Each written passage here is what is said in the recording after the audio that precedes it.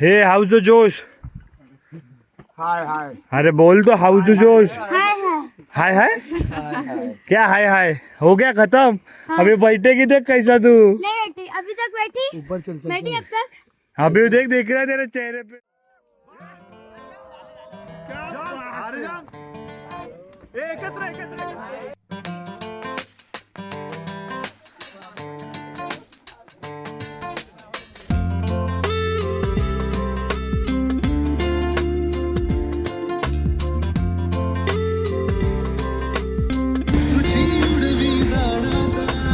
त्याच्या हृदय सीताराम।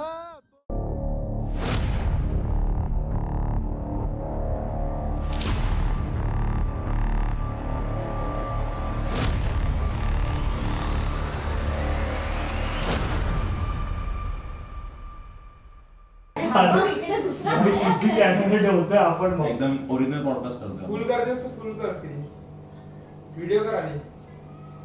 पडणार मोबाईल. अरे त्याची क्वालिटी वेगळी आहे, माझी क्वालिटी वेगळी आहे. अरे भाई तू पाठी मागून ठेव अँगल. अरे पण रोल कॅमेरा ऍक्शन. जय महाराष्ट्र मित्रांनो. ताट शुक्रवार शुभकृत दक्षिणायन वर्ष शुक्ल षष्ठी नक्षत्र शततारक म्हणजे 26 डिसेंबर 2025. तारीख अशी नमूद करण्यामागचे मुख्य कारण म्हणजे जो नवीन गड करतो त्याचं नाव आहे हरिश्चंद्र गड. आपण अशी तारीख का नमूद करतो हे तुम्हाला मी काय सांगलं. शुभकृत दक्षिणायन वर्ष शुक्ल षष्ठी नक्षत्र शततारका. आपल्या या तुमच्या काळामध्ये ना जेनजीच्या काळामध्ये आपण हे विसरत चाललोय की बाबा आता काय चालू आहे. मराठी आपण फक्त मराठीचा मुद्दा पुढे नेतो पण 26 डिसेंबर आणि ह्या मध्ये जमीन आसमानाचा फरक आहे. आपलं नवीन वर्ष चालू होतं चैत्र गुढीपाडवा. सो त्यानुसार हरिश्चंद्र कसा मॅच करतो समजतो. 2025 डिसेंबर महिना संपत आला आणि मनाला चावल लागली. ओम मला बोललेलाच होता की नवीन वर्षा सुरुवातीला दणक्यात व्हायला पाहिजे भाव. म्हणून वेगवेगळ्या जागेंचा आणि किल्ल्यांचा अभ्यास मी आणि अंकितने सुरू केला. वाचन पण केलं आणि युट्यूब पण खूप साऱ्या सर्च केले. आणि अचानक समोर आले रामचंद्र चिंतामण यांचे चक्रपाणी पुस्तक. अंकितने वाचलेलंच होतं पण अंकितला त्याच्या कामासंदर्भामुळे जास्त काय अधोरेखित करताना आलं. म्हणून अंकितने मला सांगितलं की बाबा चक्रपाणी एकदा वाचून बघ तुला काय वाटतं. आणि महाराष्ट्र गड किल्ले आपल्याला छत्रपतींमुळे कळले. प्रियंका पण आपल्याला त्यांची माहिती खूप छान देते पण छत्रपतींच्या आधीचं काय हे आपल्याला नाही माहिती. सो असा हा हरिश्चंद्र गडाचा इतिहास महाराजांच्या आधीच आहे. महाराजांच्या काळातला आपल्याला काहीच अधोरेखित कुठे दिसत नाही. सो ते करता करता अचानक चक्रपाणीमध्ये कळलं की स्कंद पुराण यामध्ये त्या गडाचा उल्लेख. आता हे पुराण म्हणजे काय तर जे आपले 5वे 7वे शतक होते ना गुप्तांचे त्या गुप्तांच्या काळामध्ये सगळे स्कंद पुराण लिहिलेली म्हणजे पूर्णपणे संस्कृत मध्ये होती पण ह्यांनी चक्रपाणीमध्ये ते मराठीमध्ये ट्रान्सलेट करून दिलेलं. सो त्या मग तुम्ही जर ते चक्रपाणी वाचलात नशिबाने तर ते वाचा तुम्हाला अर्थ कळेल. पण त्याचा ते श्लोक कुठचे ते मी तुम्हाला सांगतो. हरिश्चंद्र नाम पर्वतू सदैव एकवीरा तू हरिश्चंद्र तू चंडिका हे पद्मपुराणामध्ये लिहिलेलं आहे. तुके तू तथा सीता विंदे विंदे विंदे निवासनी सह्याद्री एकवीरा तू हरिश्चंद्र तू चंडिका हे स्कंद पुराण मध्ये लिहिलंय. चंडिका तू हरिश्चंद्रे श्री गिरो शंकर स्मृता हे देव भगवीत मध्ये लिहिलेले. गोवर्धन हरिश्चंद्र रूपाचंद्र पृथपदम हे मत्स्य पुराणामध्ये लिहिले. या सगळ्यांमध्ये हरिश्चंद्राचा उल्लेख येतो. जो काळ महाराष्ट्रामध्ये त्याच्यामुळे आपल्या महाराष्ट्र भूमीला संतांची भूमी म्हणून नाव पडलं. बरोबर. त्याच्यामध्ये सगळे जे संत होते ना त्यांनी नंतर हिंदू धर्माच्या प्रचारासाठी 4 दिशांना गेले. उत्तरेला गेले दक्षिणेला गेले काही नैऋत्य ईशान्य खूप ठिकाणी गेले. त्याचे मला पण काही कल्पना नाही. पण आपल्या हरिश्चंद्रगडाचा संबंध का ह्याच्याशी जुळतो जे आपले सगळ्यांनाच माहिती आहे ज्ञानदेव. तर ज्ञानदेवांचे जे मोठे भाऊ सोपानदेव हे उत्तरेला गेले काशी साईडला आणि त्यातले मुक्ताईवरती वीज पडली तिचा वेगळा इतिहास आहे. त्याची आता आपण बोलू कधीतरी विषय निघेल. पण जे चांगदेव होते ना हे हरिश्चंद्रावरती आहे आणि त्यांनी आपले 1270 ते 1290 शके 14वे 12 परिधावी संविधान मार्गशीर्ष रविवार असं नमूद करून तत्वसार नावाचा एक ग्रंथ लिहिला. म्हणून मुद्दाम मी ही तारीख लिहिली, शुभकृत दक्षिणायन वर्ष. का? कारण की 1200 साली चांगदेवांनी ही गोष्ट आपल्याला शिकवली. चांगदेव म्हणजे हा आपले ज्ञानदेवांचे तिसरे बंधू. म्हणजे ज्ञानदेवांना पकडलं तर हरिश्चंद्राचे तिसरे बंधू. म्हणजे पहिले येतात सोपानदेव, ज्ञानदेव, चांगदेव, मुक्ताई. सो त्यांनी ही गोष्ट आपल्याला शिकवली की बाबा त्यांनी रविवार सुद्धा त्यावेळी लिहिलाय 12व्या वर्षी. आणि आपल्याला वाटतं की बाबा हे इंग्रजांनी जे काय आहे ते, तर तसं नाहीये. सोमवार, मंगळवार, बुधवार, शुक्रवार हे खूप आधीपासून कॅरी फॉरवर्ड आहे. आपण ते काळोखाकाळी पुसण्यात आलं. सो तो वेगळी गोष्ट आहे. पण चांगदेवांनी मला ही चांगली सवय लावली की आपण असं लिहू शकतो. तुम्ही गुगल जरी केलं ना तरी पण 26 डिसेंबर 1 जानेवारीचं तुम्ही आपल्या ह्याच्यामध्ये कॅलेंडरमध्ये कन्वर्ट करू शकता. काय मोठं सायन्स नाही. त्यावेळी ते तारांकडे बघून कसे लिहित असले त्यांना माहिती, पण आपण गुगल पासून सुरुवात करू शकतो. आता ह्याच्यामध्ये सर्वात महत्वाची गोष्ट म्हणजे काय आहे की त्यात चांगदेवांनी काय लिहिलेलं आहे, हरिश्चंद्र नाम पर्वतू ते तर महादेव भक्तू सूर सिद्धी गण विख्यातू सेव जेजी. म्हणजे त्यांनी हरिश्चंद्राचा प्रॉपर उल्लेख करून इथे हे हरिश्चंद्र नावाच्या पर्वतावरती कोणीतरी मंदिर बांधलंय. आणि हरिश्चंद्र देवता मंगळ सर्व तीर्थ पूर्विता ततस्थान ब्रह्मस्थळ. तिथे जे मंदिर आहे, जो ब्लॉक मी आता गणपतीचा बनवलेला, त्याच्या मागे एक मंगळ गंगा नावाची नदी आहे. ती खूप पवित्र आहे. त्याला आपण सप्तगंगा म्हणून सुद्धा नावाजलं जातं. त्याच्यानंतर ब्रह्मणी सिंधुतू चंचळ वृक्ष अनंतू लिंगी जगन्नाथ महादेव जो तीर्थासी तीर्थ. तर ह्याचा अर्थ काय होतो की ब्रह्मणी संधीतू चंचळ वृक्ष अनंतू लिंगी जगन्नाथ महादेव जो तीर्थासी तीर्थ. म्हणजे तिथे ती लेणी आहे ना जी आपण बघितली, जी तिथे केदारेश्वर लेणी आहे, त्याचा उल्लेख सुद्धा 12व्या शतकात त्यांनी केलेला आहे. आणि त्याचा उल्लेख त्यांनी डायरेक्ट श्री लिंगी जगन्नाथ महादेव तीर्थासी तीर्थ. म्हणजे हे 1200 वर्षाच्या आधीपासूनचा इतिहास त्याच्यामध्ये ऑलरेडी चांगदेवन स्तंभाचा इतिहास ह्याच्यात नमूद केलेला नाहीये. पण त्यांनी असं केलं की जे स्वयंभू आपल्याला सगळ्यांनी सांगण्यात आलं, प्रियंका पण बोलली स्वयंभू आहे. तर ते स्वयंभू हे 1200 नमूद आहे की 1200 वर्षापर्यंत ते स्वयंभू होतं. आणि त्याच्यानंतर केदारेशी तुकसिया आणि शेती निर्माती प्रबंधू हा. म्हणजे केदारेश्वरचं त्याला नाव ऑलरेडी 1200 वर्षांपूर्वी होतं. ही तथाकथित कहाणी नाही, हे ओरिजिनल आहे. आता ह्याच्यावर दिलंय शेती निर्मातू प्रबंधू हा. म्हणजे कोणीतरी ह्या राजाने जो उल्लेख केलाय त्याने हे मंदिर बनवलं, त्याच्या खानदानाने तरी हे मंदिर बनवलं. तर हे जे सगळं लिहिलंय ना चांगदेवांनी, हे त्या मंदिराच्या आजूबाजूच्या परिसरामध्ये ना 7 ते 8 शिलालेख तुम्हाला दिसतील दगडावर कोरलेले. त्या शिलालेखामध्ये हा सगळं नमूद केलेलं. तुम्ही कधी गेलात ना हरिश्चंद्र गडावरती तर तिथे आजूबाजूला पूर्णपणे शिलालेख आहे. आणि शिलालेख अंकित उत्तम वाचतो, त्याला माहिती आहे की साईन कसे आहेत काय आहेत. तर कधी ह्याच्यासोबत बघा तरी अंकित तुम्हाला नीट समजेल. तर हे जे मंदिर आहे हे कोणी बांधलं, कुठच्या राजाने बांधलं किंवा कुठच्या राजवटीने बांधलं ह्याची मी तुम्हाला ओळख करून देतो.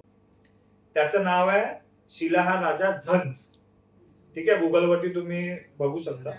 आणि जर तुम्हाला त्याची भावकी जाणून घ्यायची, जर आता ओम याची भावकी आहे, ते काका मामाची मुलं असू दे किंवा सक्का भाऊ असू दे, भावकी ही भावकी असतात. सो त्या राजाची भावकी जर तुम्हाला ओळखायची असेल तर ती कुठे आहे, आपलं मुंबईमधलं अंबरनाथ मधील अंबरेश्वर मंदिर ज्या राजाने बांधलं त्या राजाचं नाव आहे चित्त राजा. चित्त. आणि त्या राजाची जी राज फॅमिली होती ती ह्यांची फॅमिली मॅच करते. सो ते मंदिर सुद्धा तुम्ही बघाल ना तर सेम ह्या क्वालिटीचंच मंदिर. तर ह्या राजाचं फक्त एवढं नाहीये की त्याने हरिश्चंद्र मंदिर बांधलं. हा राजा ऍक्च्युअली कोण होता ते थोडक्यात जरा सांगतो. थोडी व्हिडिओ लांब आहे पण तुम्हाला सांगतो, तुम्हाला माहिती असणं गरजेचं. नाशिक त्र्यंबकेश्वर तो भीमाशंकर जो धार माता बनतो ना, नाशिक त्र्यंबकेश्वर तो भीमाशंकर अशी एकदम धार माता, असं खोलगट आहे. कोकणकडे बघितलं तर बघा अशी खोलगट आहे, त्याला धार माता बोलतो. त्याला गुगल मध्ये क्रॉस लाईन बोलतात. ठीक आहे, त्या क्रॉस लाईनच्या दरम्यान ना तुम्हाला 10 वेगवेगळ्या नद्या सापडतात. तुम्ही गोदावरीला काय आहे आपलं त्र्यंबकेश्वर आणि भीमेच्या खाटी आहे भीमाशंकर. तर हे दोनच आपल्याला हे माहिती आहे, शिवलिंग माहिती आहे, ज्याला आपण ज्योतिर्लिंग बोलतो. पण अख्ख्या भारतामध्ये 12 ज्योतिर्लिंग वेगवेगळे, एक नेपाळला आहे. म्हणजे भारतामध्ये 11 ज्योतिर्लिंग. पण फक्त महाराष्ट्रामध्ये ह्या राजाने, धनंजय एवढा महान होता की त्याने महाराष्ट्रीयन लोकांसाठी किंवा आपल्या राज्यासाठी ह्या 10 नद्यांमध्ये 10 ज्योतिर्लिंग आणि ते 212 ज्योतिर्लिंग फक्त महाराष्ट्रामध्ये बांधली. हे खूप कमी लोकांना माहिती. आणि ते प्रत्येक नदीकाठी बांधली, कारण की महादेवाच्या डोक्यामधनं जी गंगा वाहते ह्याची साईन पाण्याची असते.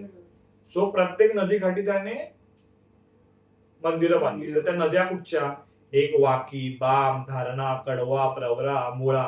मुळा म्हणजे कुठची? ती मंगळगंगा आहे, ती पुढे जाऊन मुळा बनते. आणि त्याच्यानंतर पुष्पावती, कुकडी, मीना, गोड आणि भीमा असे पूर्ण 12 नद्या आणि 12 नद्यांवरती ह्याने 12 मंदिरं बांधली. खूप महान राजा होता, याच्याबद्दल खूप कमी लोकांना माहिती आहे. आणि हे त्याने कुठे केलं? नाशिक जिल्हा, नगर जिल्हा आणि पुणे जिल्हा. नाशिक जिल्ह्यामध्ये तुम्हाला ना 5 मंदिरं सापडतील. पुणे जिल्ह्यामध्ये काहीतरी 4 आहेत आणि बाकीची उरलेली 3 नगरमध्ये सापडतात. असे टोटल मिळून या 12 नद्या, 12 मंदिर. त्यातले तुम्हाला माहिती असलेली नावं मी सांगतो बघा. त्र्यंबकेश्वर तुम्हाला सगळ्यांना माहिती आहे, अमृतेश्वर तुम्हाला माहिती आहे, हरिश्चंद्रेश्वर जे, नागेश्वर, कुकडेश्वर, ब्रह्मनाथ आणि सिद्धेश्वर हे फेमस आहेत. बाकीचे खूप कमी लोकांना माहिती आहेत. पण कधी नशिबात आलं तर आपण नशिबाने हे 12च्या 12 ज्योतिर्लिंग करू असं अंकिताने आम्ही ठरवलेलं. पाहायला विघ्न साथ देईलच, पण आपण करू. आणि हा जो सगळा इतिहास आहे ना, हा 9व्या ते 10व्या शतकामध्ये या मंदिरांचा झाला रचना. पण चांगदेवांनी हे अधोरेखित 12व्या शतकामध्ये केलं. मध्ये कोणी काय केलं कोणाला नाही माहिती, पण चांगदेव एवढे महान होते, ज्ञानेश्वरांचा त्यांना आशीर्वाद होता. त्यांनी 12व्या शतकामध्ये नमूद केलंय त्यांच्या तत्वसार ग्रंथामध्ये. आणि आता आपण हळूहळू गड चढू. ठीक आहे.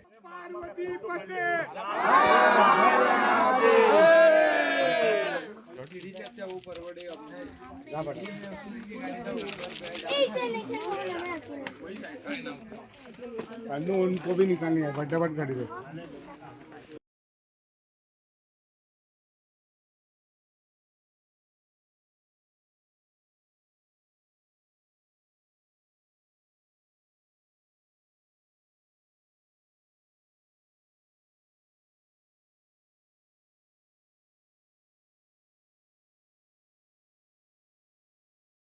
हे हाउस जोश. हाय हाय. अरे बोल तो हाउस जोश. हाय हाय हाय क्या हाय हाय हो गया खत्म. अभी बैठेगी देख कैसा तू. नहीं बैठी, अभी तक बैठी. ऊपर चल चल. बैठी अब तक. अभी देख रहा है तेरे चेहरे पे मेरे को. दिख रहा है पर अब तक बैठी नहीं ना.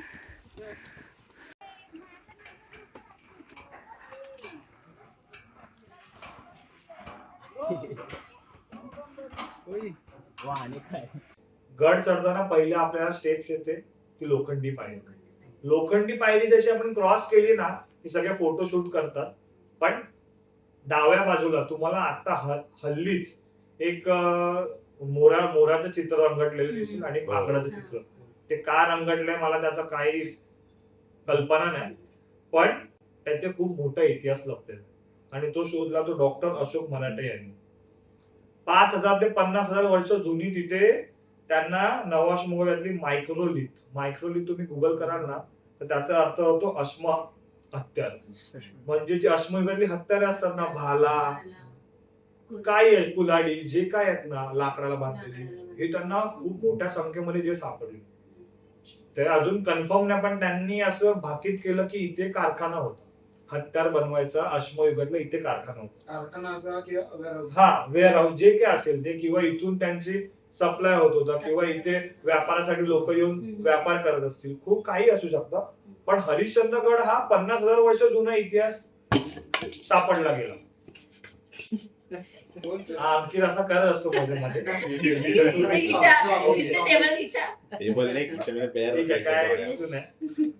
असं होणं गरजेचं आहे. आपण आपल्या पायाला विक्री आहे हे याच्यावर सिद्ध होतं भाई, कळलं. तर इथून पुढे गेल्यानंतर आपल्याला लागते कोकणकडा.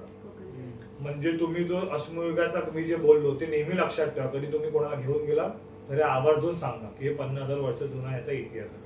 तिथून थोडं पुढे गेलो वरती परत एक आपली लोखंडी पायरी येते, तिथून थोडं पुढे गेलो गणपती मंदिर आणि मग गणपती उजव्या हाताला कोकणकडा. कोकणकडा जिथे आपण विश्रांतीचा श्वास सोडतो, जिथे आपण टेंट बांधू शकतो, खाण्यापिण्याची उत्तम सोय आहे आणि तिथे आपल्याला भेटते आपली लाडकी माई. ती सगळ्यांना इतके वर्षापासून मनात, जसा कोकणकडा जेवढा मोठा आहे तेवढं तिचं हृदय मोठं आहे. पैशा पाण्याचा कधी हिशोब करू नका, कधीच करू नका, कारण की त्यांचा उदरनिर्वाह पूर्णपणे त्याच्यावर.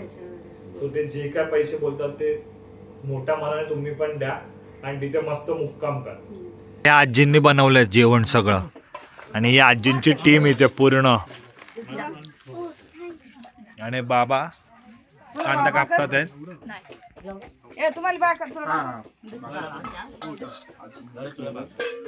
चटणी, भाकर, पिठलं आणि ठेचा.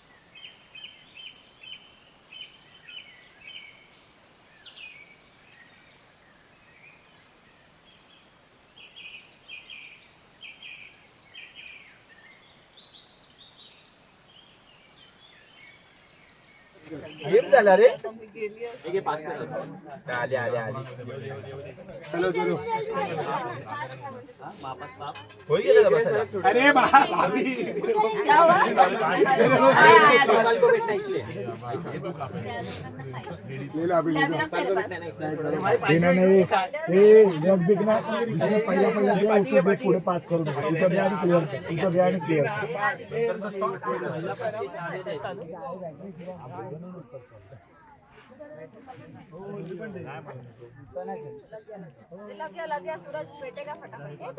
पेटेगा पेटेगा.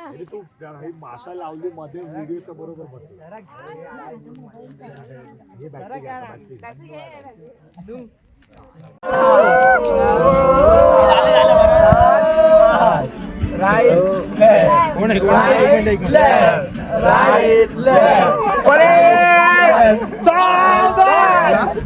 एवढा नको तुम्हाला.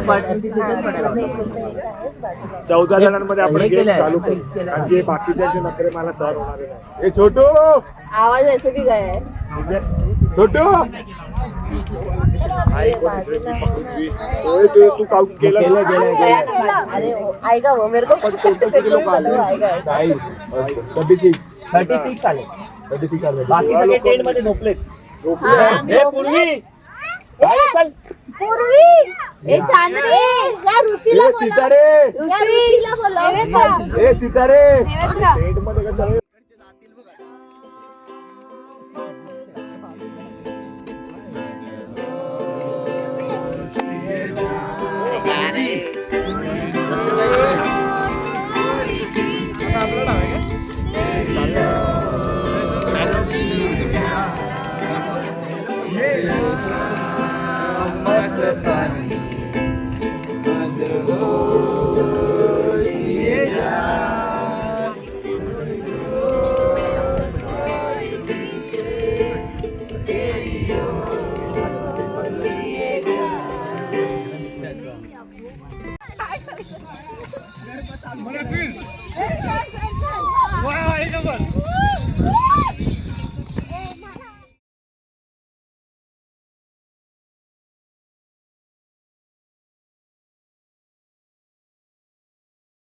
तिथून आपण थोडं पुढे गेलो की डायरेक्ट तारामती शिखर.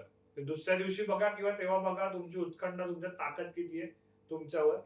पण तारामती शिखर हे महाराष्ट्रातील 3रं उंच शिखर, हे प्रत्येकाला माहिती आहे. गुगल करत बसा. त्याच्यानंतर पुढे गेलो ना, तारामतीला जाता जाताना परत उजव्या बाजूला एक लेणी लागते. अशा गुफा टाईप गोष्टी आहेत तिथे. तसं तर तिथून जायचे 6 मार्ग पूर्ण हरिश्चंद्रावरती, तर लेण्या सगळीकडेच सापडतील. अजून खूप इतिहास लपलेला जो मला सुद्धा माहित नाही, अंकितला माहित नाही, खूप लोकांना माहित. पण जे माहिती आहे ते मी तुम्हाला सांगतो.